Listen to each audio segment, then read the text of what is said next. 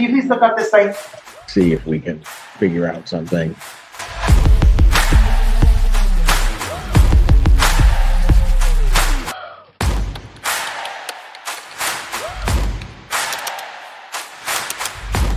Support is reconvened. Please be seated. All right, we are on the record in case number 25 TRD 01258, captioned the State of Ohio versus Jeremiah Mackey Jr. That's you, sir? Yes, sir. All right, so the record should reflect that the defendant is present in the courtroom today. Ms. Yeager is here on behalf of the State of Ohio, and this matter is scheduled for a trial to the court. The defendant is charged with 2 counts of involving driver's license violations. One is driving under a OVI suspension, and the other is driving under a it looks like it says security on the citation, but according to the new Albany Municipal Code, it's basically just driving under a forfeiture. What I have is a financial responsibility. Yeah. So the driving under an OVI charge, or under an OVI suspension charge, is a first-degree misdemeanor. Carries up to 180 days jail, up to a $1,000 fine, and up to a 1-year license suspension. Does carry mandatory minimum penalties of up to, or of at least $250 fine, a 1-day license suspension, and at least 3 consecutive days in Licking County Jail. The other charge is an unclassified misdemeanor, I believe, is it not? Yes. Yeah, so it doesn't carry any potential jail time. And either way, if the defendant were to enter pleas of guilty or be convicted of the offenses, they would merge for the purposes of sentencing. So there'd only be 1 conviction. Ms. Yeager, is the state ready to proceed with trial today? Yes, Your Honor. However, Mr. Mackey informed us he actually wanted this set for a jury trial, not a bench trial today. All right, and Mr. Mackey, what do you have to say about that? She is absolutely correct, Your Honor. Also, I shared with her as well. I have documents, if in fact, if I could serve the court. Why don't you just tell me what you have there first? These documents that I have is referring to a removal that's been tossed up from the clerk, and as well, my case is in fact on an appeal at the moment. On appeal where? I'm sorry. On appeal where? It's on a appeal. In what court? Is what I'm saying. Where have you filed an appeal?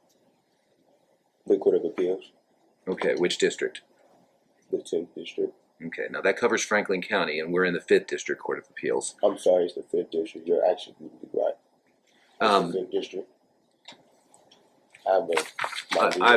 I'm assuming that your appellate paperwork is similar to what you've been submitting to the court. That's what it looks like. That one or this? But just in general, all of your filings with this court are on this. It's kind of a unique. Well, the documents are unique in that they're gray and they're typed in all caps, and one of them, it looks like, from what you just filed this morning, was filed in the United States District Court in the District of New Jersey in the Newark Division. And this is obviously Newark, Ohio. Well, here's what I will tell you, Mr. Mackey. You do have the right to have a trial by jury, but in order, in what we call a petty offense, and a petty offense is anything punishable by less than 1 year in prison, a jury trial is not automatic. It has to be demanded, and Rule 23 of the Ohio Rules of Criminal Procedure require that jury demand be made not less than 10 days before the scheduled bench trial. So your request for a jury trial would be untimely. Now, I'll entertain a position from the state in that regard. Do you intend to represent yourself throughout, whether you have a bench trial or a jury trial? Or did you want the court to, or are you going to ask the court to appoint an attorney to represent you? Represent myself, Your Honor. Okay. Well, I'm going to go ahead and I'm going to deny what I construe to be a motion to continue for the purpose of setting the matter for a jury trial, because the matter's been pending for quite some time. Let's see, all of February, all of March, and now halfway into April. And so the defendant did have an ample opportunity to submit a demand for trial by jury, but that demand was made in an untimely fashion today. So the record will reflect that the the motion was made, but that the court denied that. Your options at this point, Mr. Mackey, are to either have a trial. The state has indicated it's prepared to proceed, and you can obviously represent yourself. You have the right to, if you wish, to change your pleas from not guilty to guilty or no contest. But I do not believe the state is inclined to dismiss the charges. Is that correct, Ms. Yeager? Correct, Your Honor. All right. So how would you like to proceed? Would you like to have your trial today, or did you want to change your pleas from not guilty to guilty or no contest? Your Honor, if it please the court, I motion that this case be continued and or stayed because the case is now on an appeal in the 5th District Court of Appeals. Also, the case has been petition removed to the Ohio District Court under case 223 CV 02962 JLG CHG and to the New Jersey District Court under case 224 CV 03934 MEFJBC. The court's jurisdiction is divested until those courts determine otherwise. Well, actually, none of that is true. Basically, number one, your paperwork from that purports to be from the federal district court doesn't look like pleadings from the federal district court. Those are plain white paper with the case number in blue up at the top of the page, and that's not how yours are captioned. Furthermore, as far as jurisdiction is concerned, this court does have jurisdiction because this is an alleged violation of the traffic laws of the city of New Albany that is alleged to have occurred within Licking County. This court has jurisdiction over traffic offenses that are alleged to have occurred within Licking County, and by being here today and by entering pleas, you've waived any objection to personal jurisdiction over you. All right? Your Honor, I object on this bench trial. I do want a jury trial.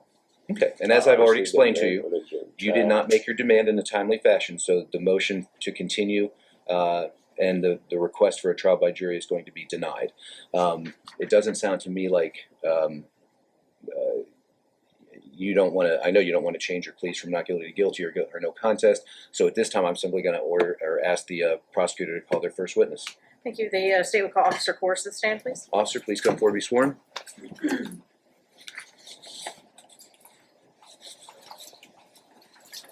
Oh, actually, before he does that, Mr. You can have a seat, but Mr. Mackey, you indicated that you do wish to represent yourself, correct? Is that right? Okay. So you have the right to be represented by an attorney by hiring one of your choosing. You're also eligible to ask the court to appoint an attorney to represent you at no cost. If you qualified based upon your income, your expenses, your household size, the court would appoint an attorney to represent you. However, if it's your intention to represent yourself, it is necessary to execute a written waiver of the right to counsel. 1258. So I'm going to have the bailiff hand to you a form entitled attorney waiver. I'm just going to read it into the record in open court for right now. It says, it's captioned attorney waiver, and it says, in open court and on the record, I hereby waive my right to an attorney in this case. I've been fully advised of my right to be represented by an attorney, including my right, if applicable, to have an attorney appointed by the court at no cost if I qualify. I agree to proceed without an attorney at this time.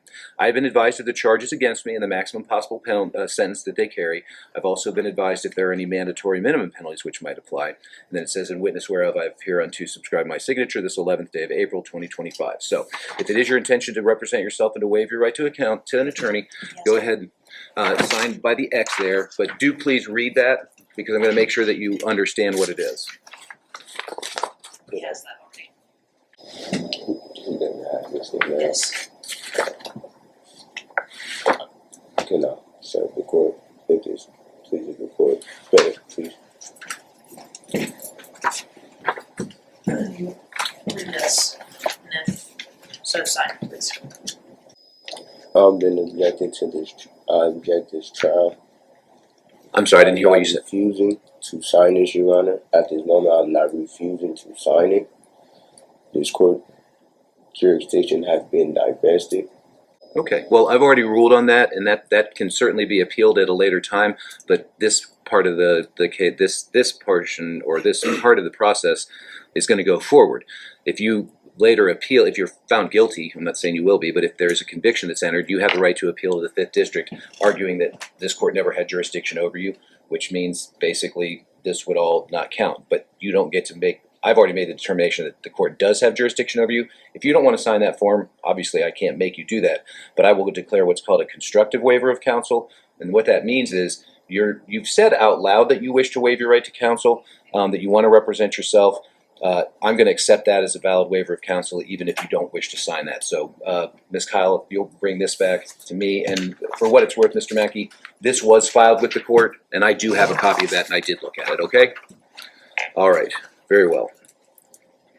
Please swear in the witness. Do you solemnly swear or do you affirm that the testimony you're about to give is the truth, the whole truth, and nothing but the truth under penalty of perjury? I affirm. Please have a seat, sir. For the record, you're going to give your name and spell your last name. Officer Michael Coors, C-O-H-R-S. Thank you. You may inquire. Thank you. Officer Course, how long have you been with the New Albany Police Department? Over 6 years. And were you so employed on January 29th of 2025? Yes. And were you working that day? Yes. What shift or hours were you working? Second shift, it's 2 p.m. to 10 p.m. And were you wearing a uniform of the day like you are in court? Yes. And were you driving a marked cruiser with a working visible light bar? Yes. And what were your duties that day? I was working standard patrol. I would believe I was on Zone 3, which is the Licking County side of New Albany.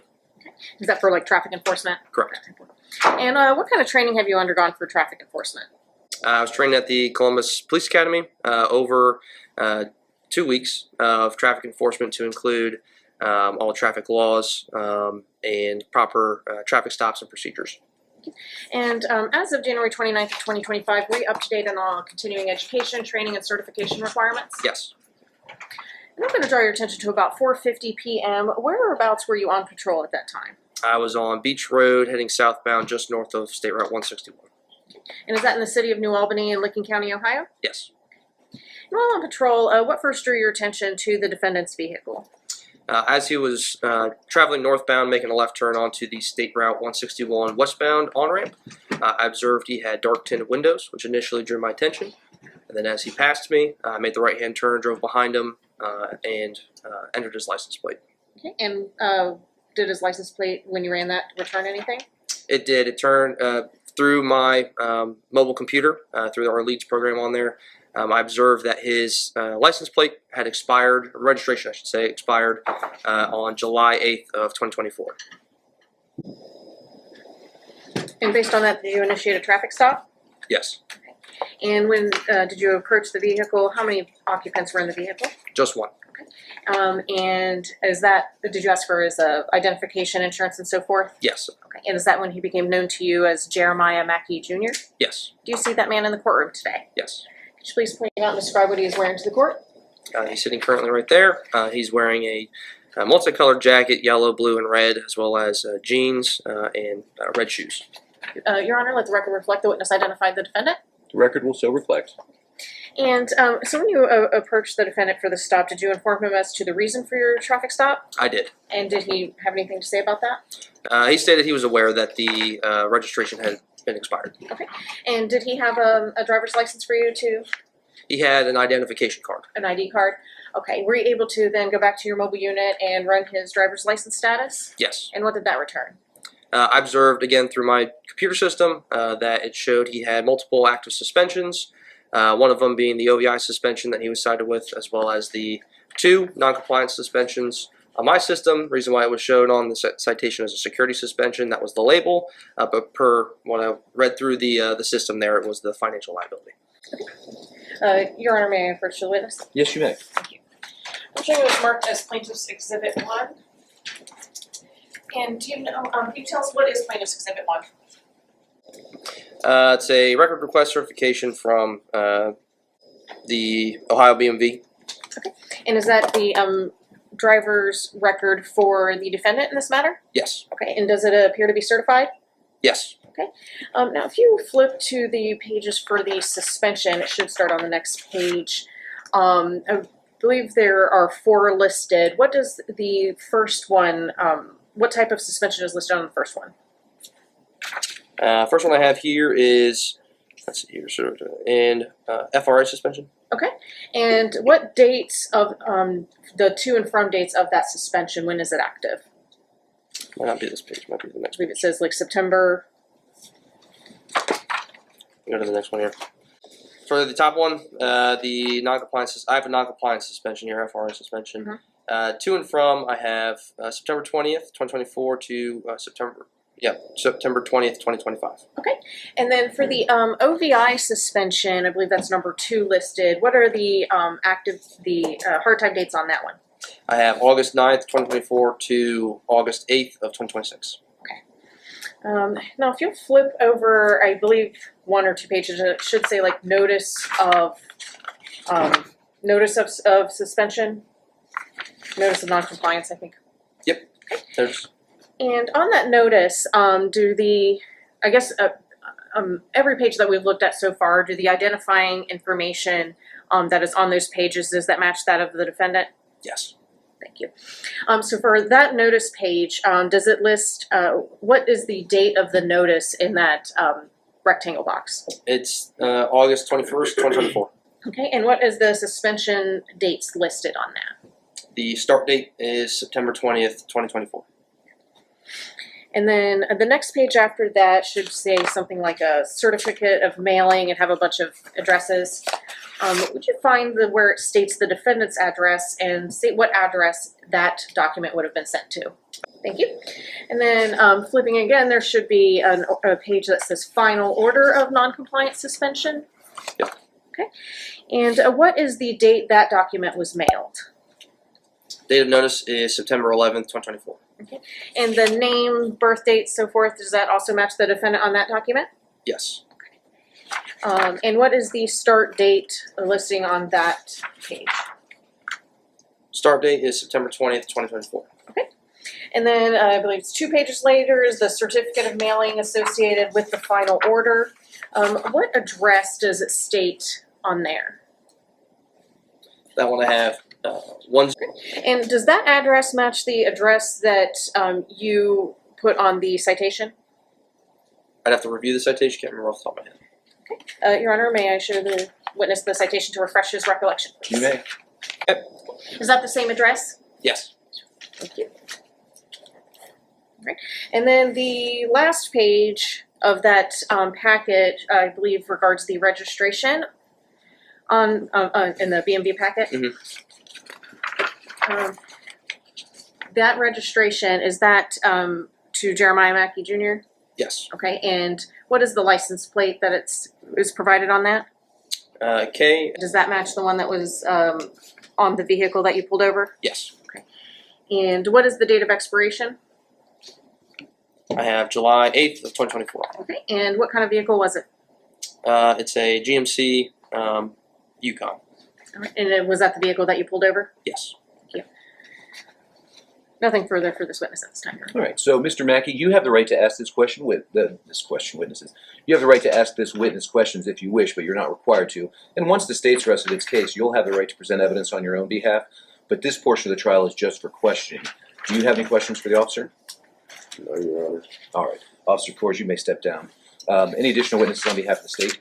No, Your Honor. Subject to the admission of Plaintiff's Exhibit 1, the state would rest. All right. So, Mr. Mackey, the state is asking me to admit the certified B&B records into evidence. If I grant that request, that means I'll be able to consider that in making my decision about whether or not the state has met its burden of proof beyond a reasonable doubt.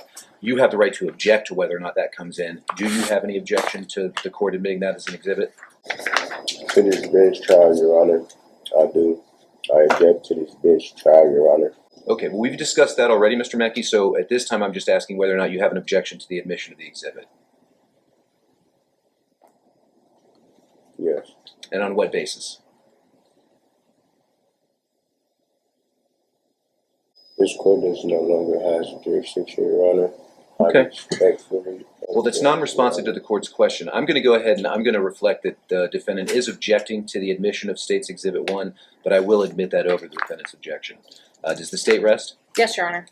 Now, Mr. Mackey, the state has rested its case. In our system of justice, it's always the prosecution's burden to prove guilt beyond a reasonable doubt before a person can be convicted. A defendant is never required to produce any evidence, call any witnesses, introduce any exhibits into the record, or even testify on their own behalf. And if they don't, I don't hold it against them. It doesn't lessen the state's burden of proof. It doesn't diminish your presumption of innocence. But you do have a right to present evidence by calling other witnesses, introducing exhibits into the record, and testifying on your own behalf. If you elect to take the witness stand, however, you will be required to either swear or affirm to tell the truth in giving me your side of the story. And when you're finished giving your side, you will be required to answer any questions that the prosecutor might have. So other than yourself, do you have any witnesses that you'd like to call today? No, Your Honor. Okay. And do you wish to testify on your own behalf?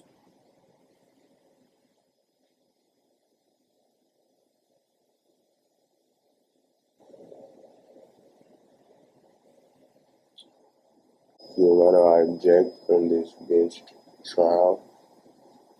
Respectfully, Your Honor. Okay, and I've entertained that objection on more than one occasion now, and I've already overruled it, so it's not necessary to do that.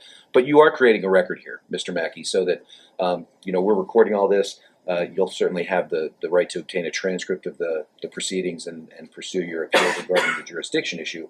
But again, my question that I'll ask one last time is, do you wish to testify on your own behalf? No, I'm fine. Okay, very well.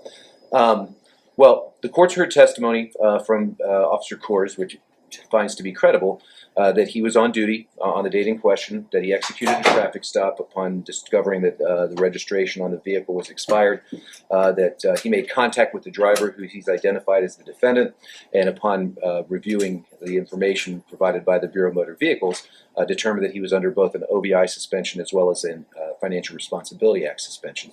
The court furthermore has admitted into evidence over the defendant's objection, admittedly, a certified copy of the defendant's driving record through the Bureau of Motor Vehicles, and it does in fact list both the noncompliance suspension as well as the OVI suspension, and reflects the expiration date of the registration as being prior to the date of the traffic stop. So I do find that the state has met its burden on all three counts, and I'll go ahead and enter guilty findings.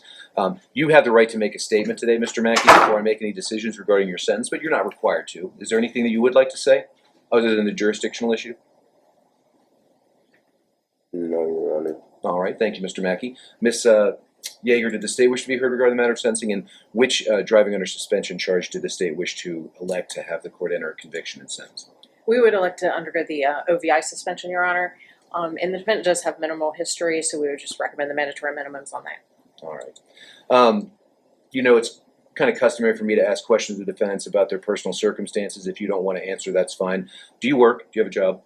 Yes, Your Honor. What kind of work do you do? HVAC, sheet metal, as I told the officer that had pulled me over. Is that what you were doing that day? You were working out at the warehouses? Okay. Do you work for yourself? Do you work for yourself, or do you work for a company? I work for a company. Okay. How long have you worked for them? It's been 3 years. I've been in a skilled trade. Okay. Well, here's the thing. One of the reasons why I'm asking you these questions today is, as I mentioned earlier at the beginning of our proceedings, the court is required to impose at the very least a 3-day jail term. I don't want to cost you your job. Do you work Monday through Friday? Saturday, Your Honor. Monday through Saturday? Okay.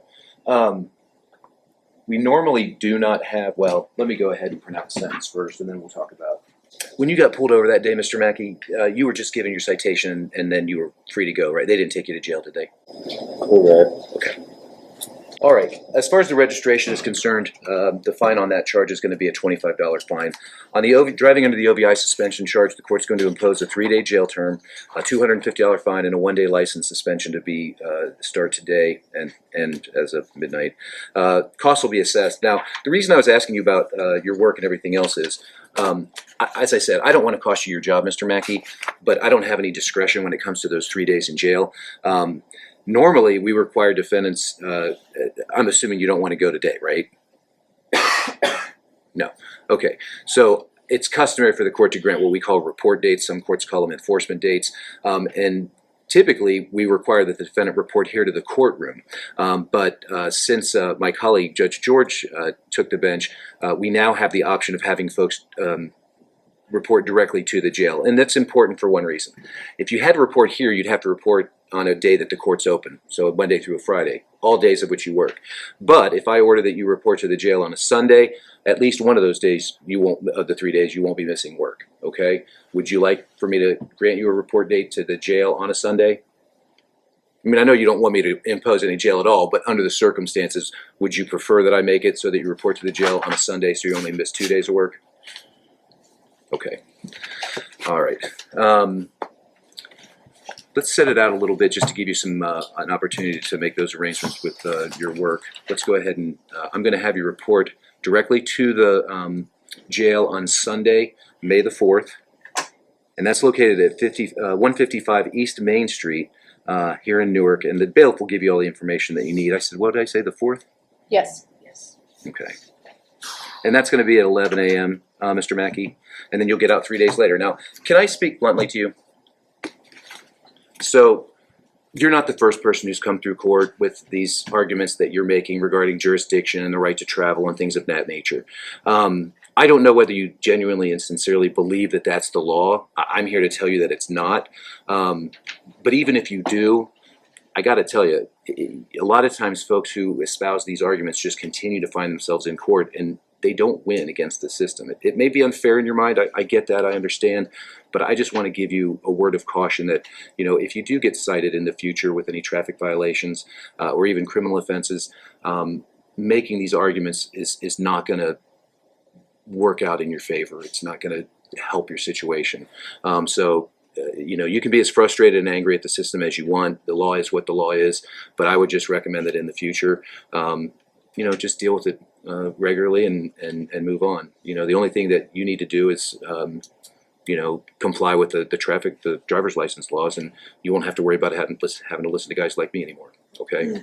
So I appreciate your professionalism and your courtesy during these proceedings. That's not always the case, and I do understand that you're going to disagree with my decision here. I will advise you, you do have the right to file a notice of appeal within 30 days of today's date with the Licking County Court of Appeals. You have the right to obtain a transcript of our trial here today, and you have the right to be represented by an attorney throughout the course of your appeal.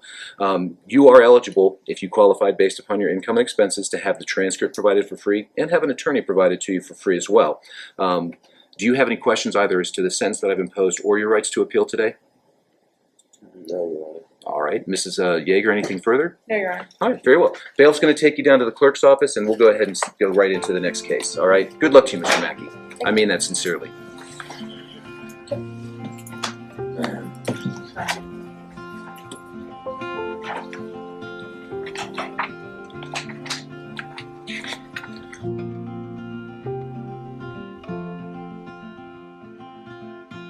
Rainy days don't seem so wet.